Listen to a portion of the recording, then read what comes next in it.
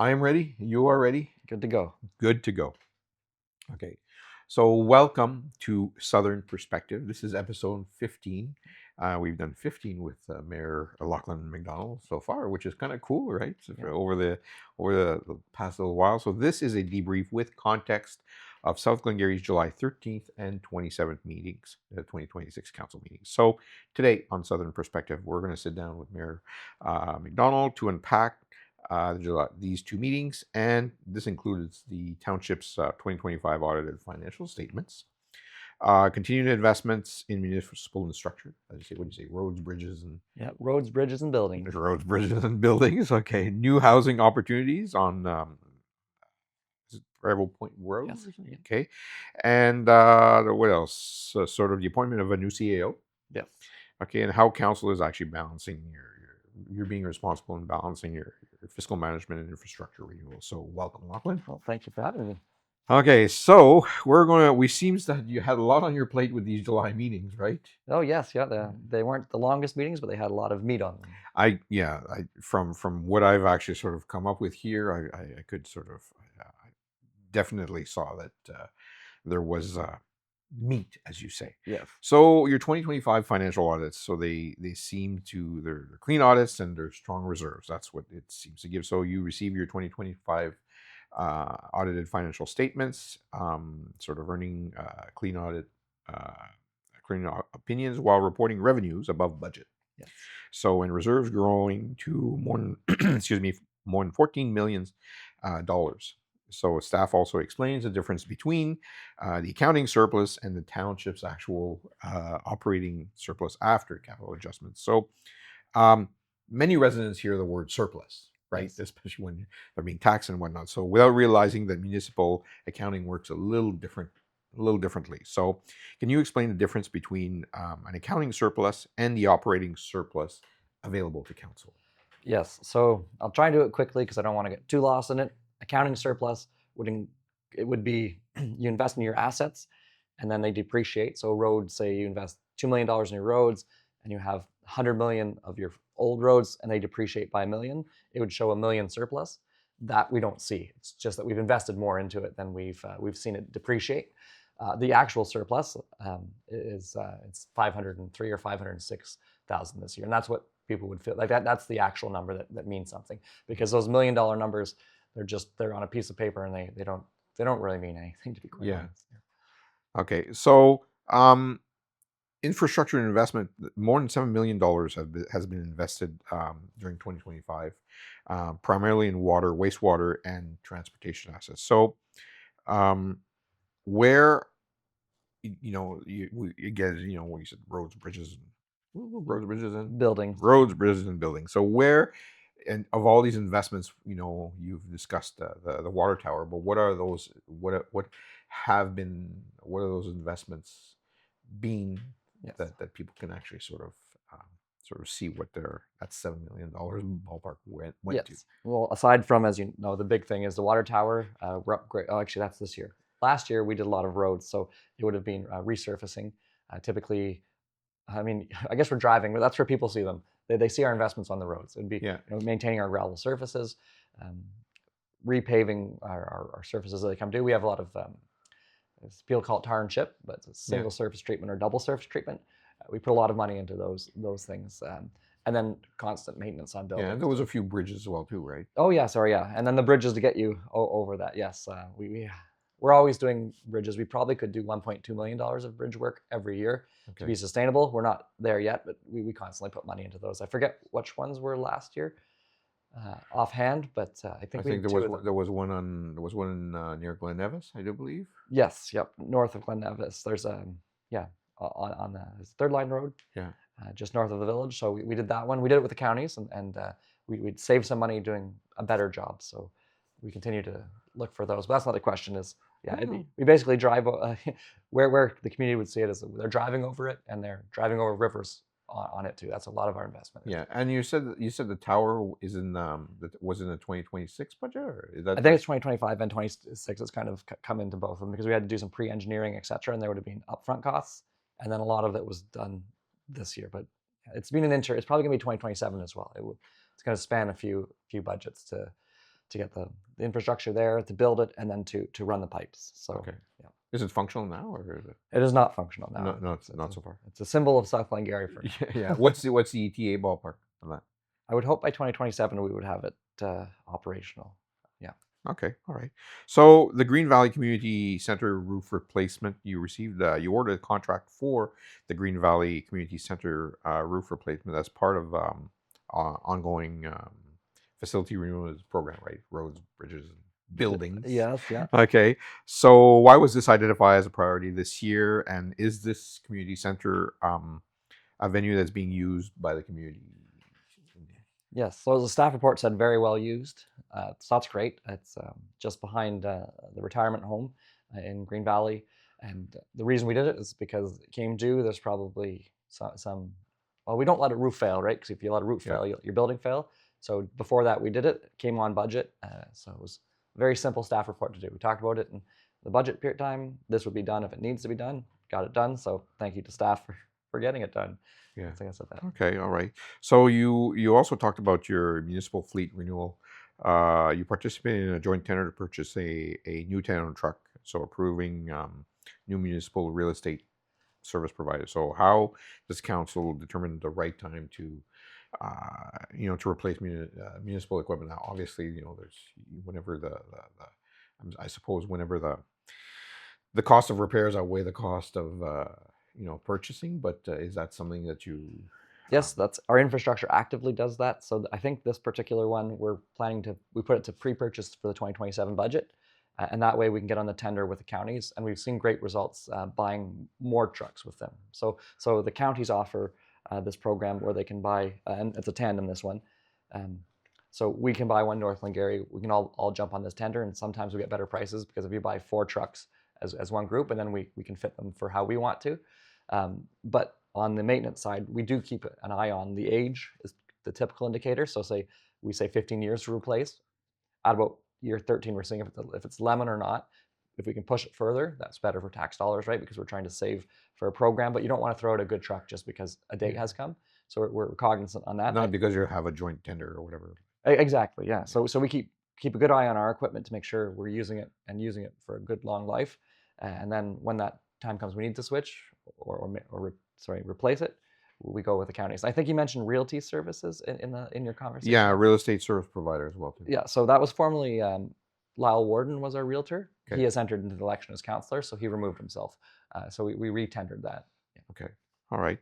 So the large item collection program, that's something that pretty much unique in the Glengarrys, it's unique to South, right? Yeah. So council reviewed the annual large collection item program after record participation, obviously Yeah. popular from residents, while discussing concern about landfill capacity, waste diversion, potential use by non-residents. So I guess the program continues to be popular, but it presents challenges.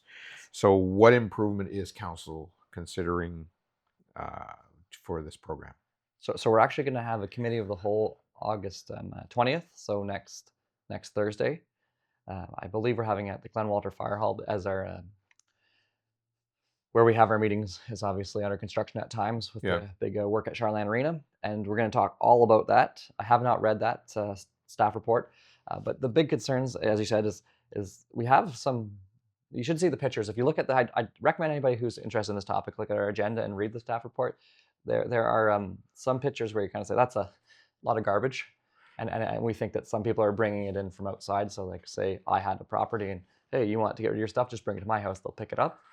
And additionally, when you talk about landfills, because there's a finite life there and it's going to cost $1 million+ to close it, is it's like 8 weeks of garbage collection in one week that week. So it's a large burden on the landfills. So we will review what we can do. I know everybody loves it, or many people love it, it, I should say.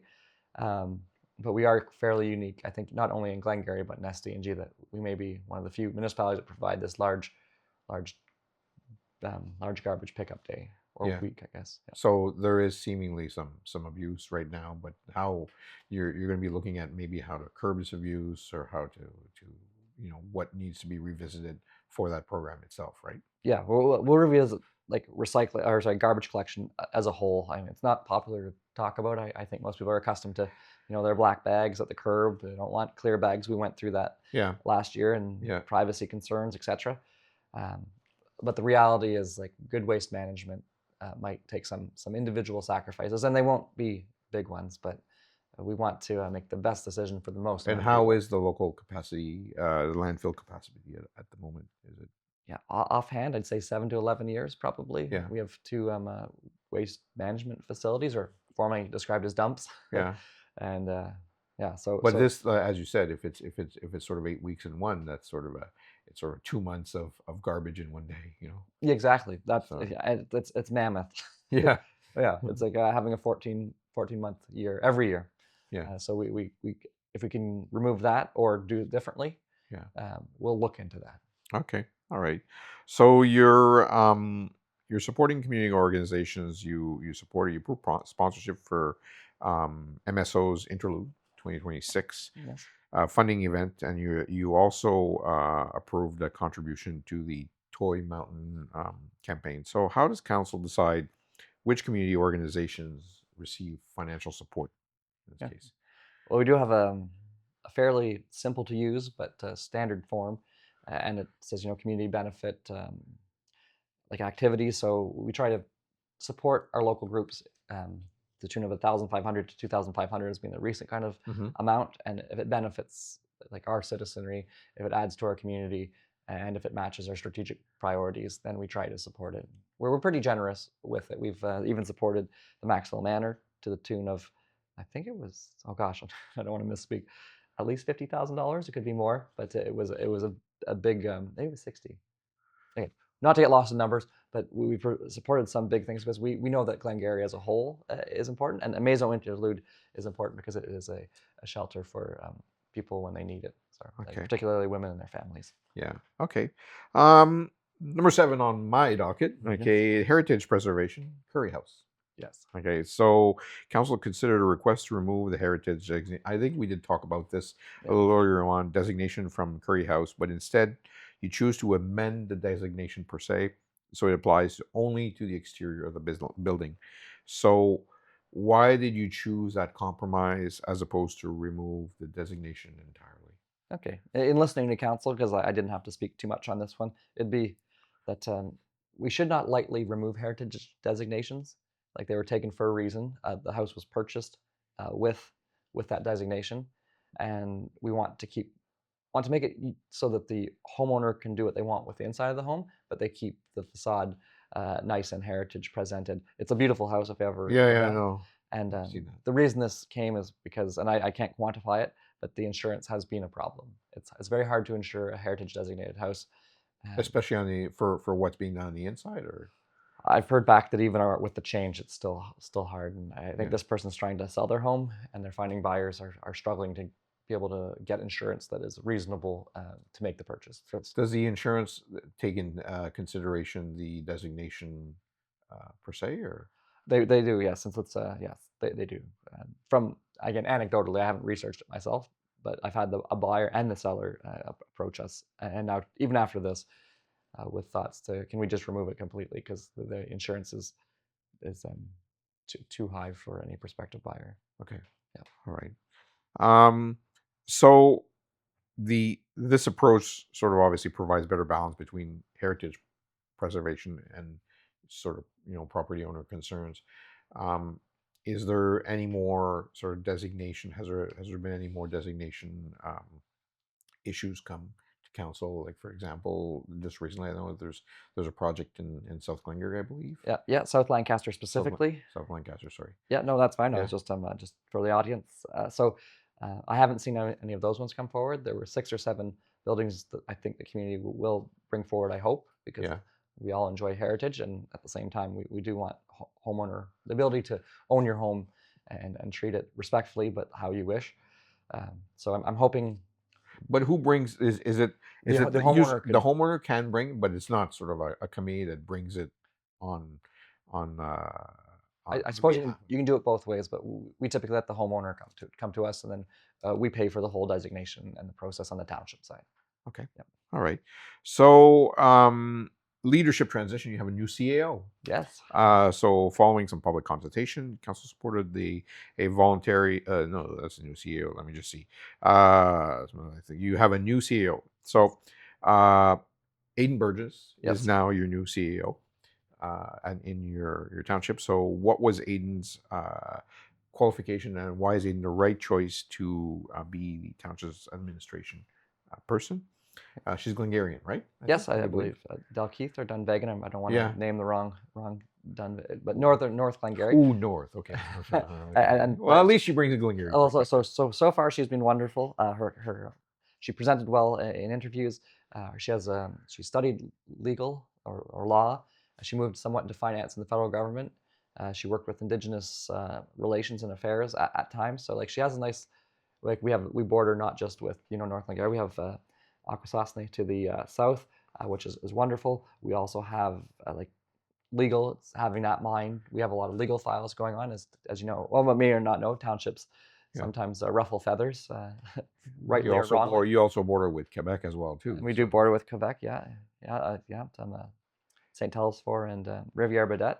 When we sometimes forget to go to east, that's a very fair thing to say, because we think of Ontario. The legislation is different, so it's easier. But Yeah. you shouldn't. But we still have neighbors to the east. Right? Yes, yeah, we have. Yeah, we're surrounded by three different. I almost called Quebec a nation, but so she's been wonderful, and I guess it's been now. She started July 1st, so it's been a month and a half, and we're very happy with her, and we thank North Glengarry for sharing one of your good employees with us, because we will benefit that way. Good. Okay.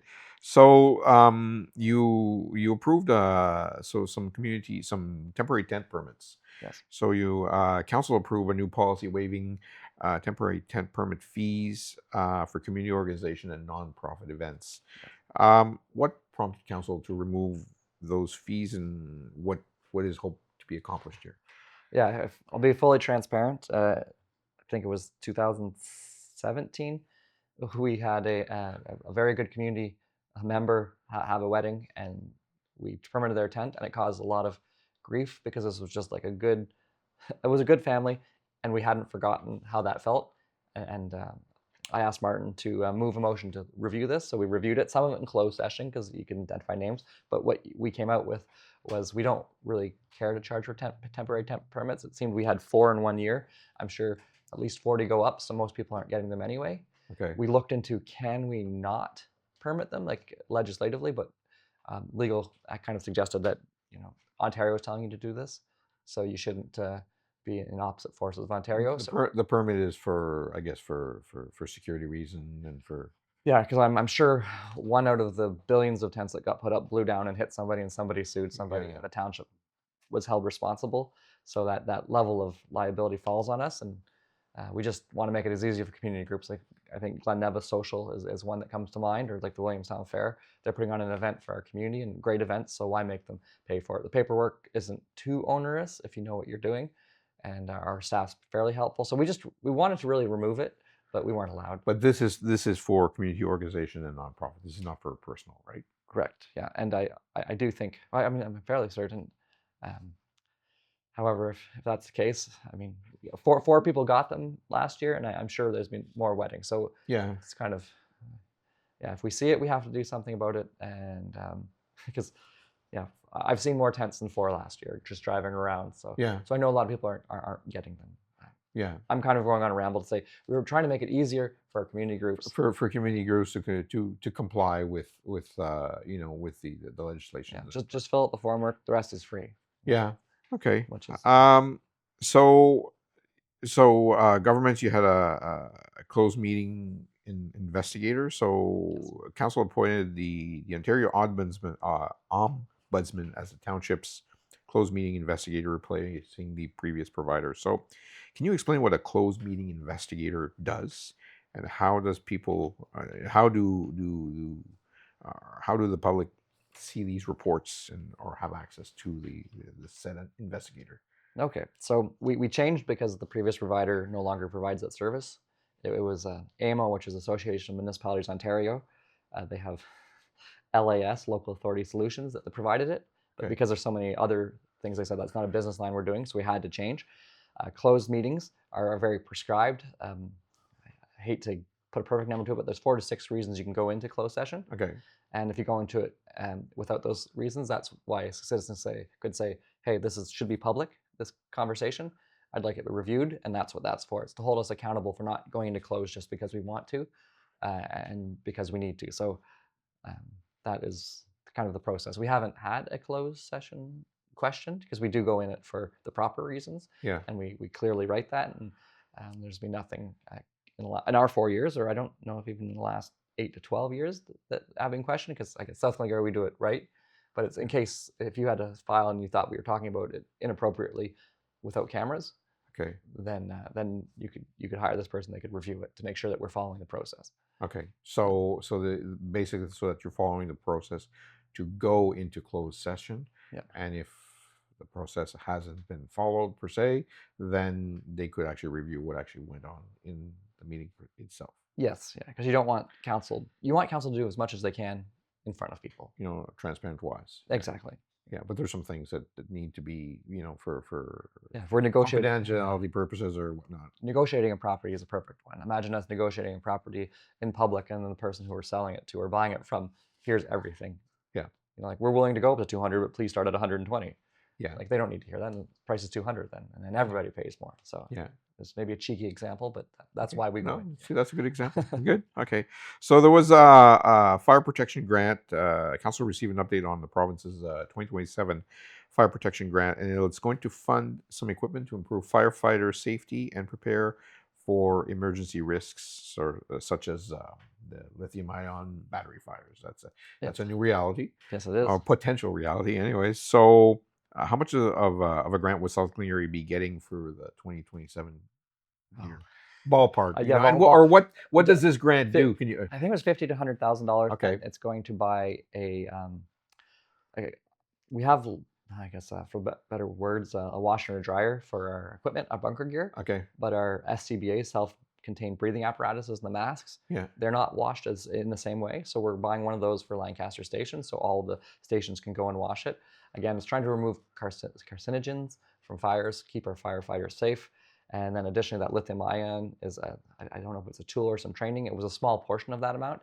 And then any leftover money will buy additional self-contained breathing apparatuses, SCBAs. So it's again, mostly trying to keep the equipment clean and clear of carcinogens, because we don't want to. So is that something that Township sort of regularly applies for, these grants that are available every year, or is that something that's automatic to? Well, no, these last 2 years we've gotten similar grants, and very similar grant. Like, I don't know if it's phase 1 or 2, but yeah, if the government's offering us money to keep our firefighters safe, we're obviously going to apply for it. Yeah. So we've been lucky. I think most everybody has gotten it. It's not just a South Glengarry thing, but we're applying most of that money to again, keeping our fire, because we don't. It's volunteer service essentially, or paid volunteer, I think is what it's called now. But it's pittance compared to, like, these are people who want to help the community. Let's keep them safe. Let's keep them safe. Sure. Yeah. Okay. Regional advocacy. So you supported a resolution calling for provincial property tax reassessment reform and broader democratic government improvement. So we all know that MPAC is sort of has fallen behind as well too, right? So why is it important for municipalities to advocate collectively, on provincial issues like property tax assessment, like MPAC, and what effect does these assessments have on sort of the workings of the council itself? Okay. Budget wise or whatnot. Yeah. Cut me off if I go too deep into this one, because that's your wheelhouse. Yeah, right? that's so. I think it's sometimes misrepresented from politicians too. So MPAC actually is ready to go. Ministry of Finance is the impediment to bring in the new assessment. Okay. I believe, and this is maybe not. No, I'm pretty sure it's accurate. Because assessment changes, right? So it's just a rebalancing of where the taxation goes. So if I'm farm and you're residential, and more assessment goes here, then I pay more taxes as a farm community versus residential community. So I think they're worried about the assessment on farm property going up again. So in 2016 to 20, farm assessment went up 100%. So that just moved some of the tax dollars collected away from residential, commercial, and industrial to farmland.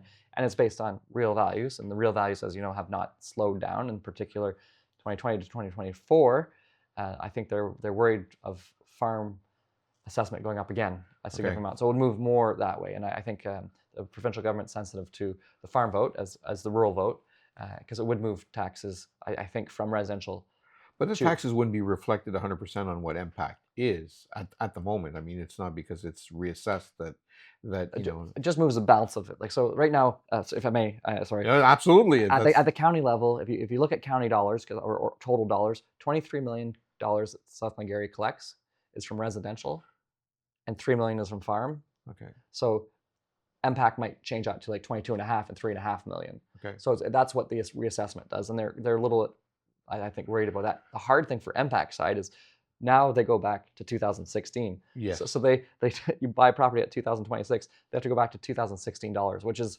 just a waste of time. And Yeah. then from a municipal standpoint, not the people standpoint, would be our tax rate used to be 1.25, but as assessment has stayed steady, the tax rate goes up. And sometimes politicians will say like, oh, we dropped the tax rate 2%, but if assessment goes up 5, you pay 3% more. So like in that way, politicians like to hide behind, oh, we didn't do this. But I mean, you ask for more money than last year. We Yeah. do it. We do. They pass. Yeah. They pass the buck down to Impact. the impact and provincial, right? So our tax rate, for example, was about 1.25 before. Now it's 1.5 something with MPAC holding. Okay. So politicians like to say we've dropped the tax rate, but again, if you are an informed citizen, just focus on what the township collects. It's called the net levy requirement. I'm going a little bit too much into it, but if we took 10 million last year, we took 10 and a half this year. Yeah. Somebody's paying for that. It doesn't matter if it's your assessment went up or tax rate went up. Yeah. Just look at that. That's the amount, and that's that's important, because I think a lot of people are saying, well, if I don't know, if between 2016 and 2026, your tax your property value has almost doubled, and they're going to collect double the taxes. Right. And then if you're saying that you're collecting ballpark, if you've got 10 million to collect, then basically that's what's on the docket. That's what's and it will be sort of adjusted in that sense, right? Yes, yeah, it's all about what you need to collect surplus to what you bring in revenue, and that's maybe getting a little too much into it. But like it's that big number matters more than all the rest of it. That just filters it out and decides who pays which portion. Yeah. But it's that big number, 10 million.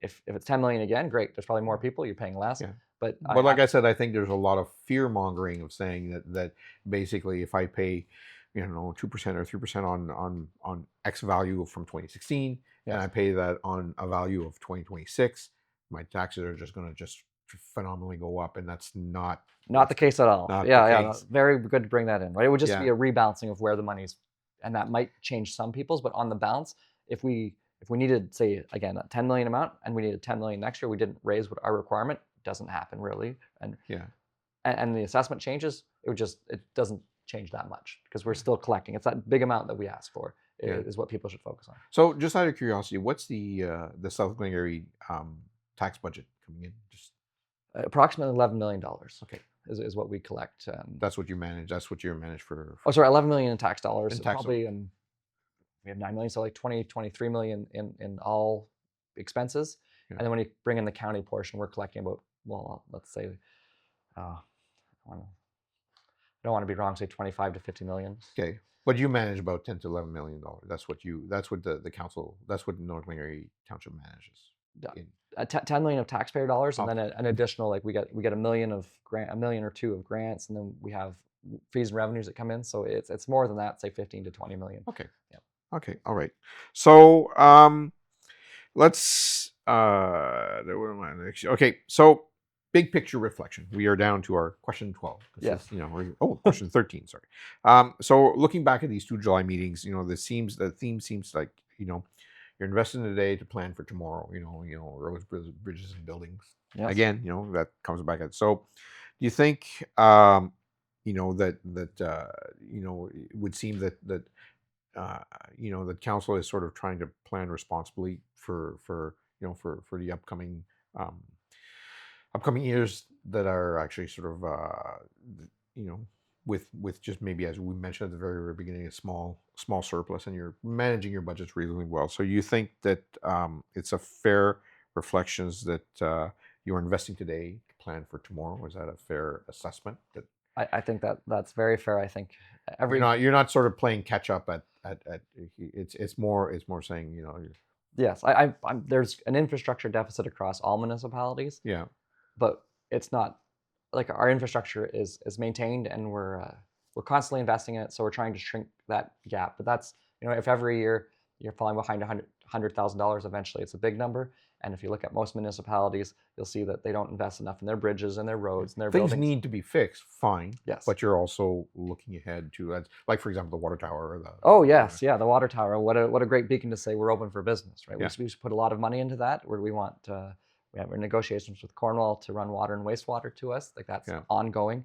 We have a memorandum of understanding. So yeah, we are very much investing so that South Glengarry will remain prosperous for the next 100 years. Okay, good. So we're at the end. Today is whatever. We're August 15th. Yes, that's Yeah, it. we're Yeah. August 15th. So so we timestamp this. Yeah. So anything else you would like to touch on? Yes, I'm a Yeah, little bit you of even brought yeah. as you said, you brought crib notes, right? Yeah, I'm good on Sorry. I'm good on the crib notes. Yeah. If I may, anybody who's interested in the election, you have to sign up by next Friday. I'm a little bit of a hypocrite because I think I said I'll probably be a last minute decision, but we have one person running for mayor, one person running for deputy mayor. We have 5 currently running for council. Remember to get your 25 signatures. It's fairly simple. In by Friday at 2. That's Friday, August 21st at 2 p.m. to the municipal office and the clerk. I encourage anybody who wants to run. It's a great opportunity. And yeah, what better way how to give back to your community than and you can also get in touch with, I do believe it's Kelly at the yes, Kelly Compo, Compo at southglengarry.com. She's shout out to her, and then she will actually sort of give you all the information that you do need for you to run. There's you did mention the 25 signatures, but there are also some other greater things to consider if you are to be to be running, to have a decent financial, accounting of all these things. And, some, maybe some people don't realize this, but I'm sure Kelly can explain all of this. Yeah. She's our professional. She's your professional. Out there, yeah. No, it's good to put it out there, but it's also good to say, it's, you are probably qualified, but there will be some, some things, some requirements to meet, for perhaps other things that you haven't, someone perhaps hasn't thought of. But yes, and political process open, go. Yeah, 613-347-1166. Ask for Kelly Compo. She'll take care of you. The sooner you have it, the less stress there will be, and you have 7 more days to make up your mind. Good. Okay, and that's it. You good for the you say you're gonna again. You're cruising in toward the end. You're gonna see. You still have a few days to make a decision. Yeah, I am. There is an interesting race in South Glengarry. It's there are a few people came into the mix. So yeah, I like contested elections, and whether I'm part of that or not, I do hope that we have no acclamations. I'm a fan of people having a choice. Yeah. And I for lack of a better term, if people have a choice, and if you don't vote, don't bitch. Like, we've said that a few times. That's the only thing. It's so good. Well, thank you very much. So we want to thank all of you for watching. Continue to watch. We are in full election swing, as Lachlan said. We have a few more days to put in your name, and then after that, then let the games begin. Yeah. For both counties. So for both north and south. So we want to remind the public that it does take some time and effort to do this. So again, always we are putting it out there to if you want to come in and sort of help us do some switching, push some buttons, do some editing, whatnot. We are more than welcome. Welcoming you to come in and say, hey, I'd like to throw in my 2 cents, to give a hand. Even from this podcast or on any other podcast. So and if you want to sponsor, okay, that's always that always there's gear to consider and all these things to make this happen. So if you want to help us doing that, we will give you more than a shout out, as a business or whatnot. We'll help you sort of put your name out there and sort of recognize that you did help the channel. So so watch for our posts on social media. We're going to have this out very, very shortly, probably before the Friday. I'm pretty sure we're going to have this up before the Friday. I want to thank you, Mayor Lachlan McDonald, for coming in. Always a pleasure. And and as we mentioned or discussed in our pre-interview, if you do want to sort of come in and throw in your 2 cents Yeah. after the if you are not running, then you're again more than welcome to stop by. Thanks for watching. On YouTube, the channel is at my Glengarry TV. We shall see you in a month. Great. Thank you. Thank you.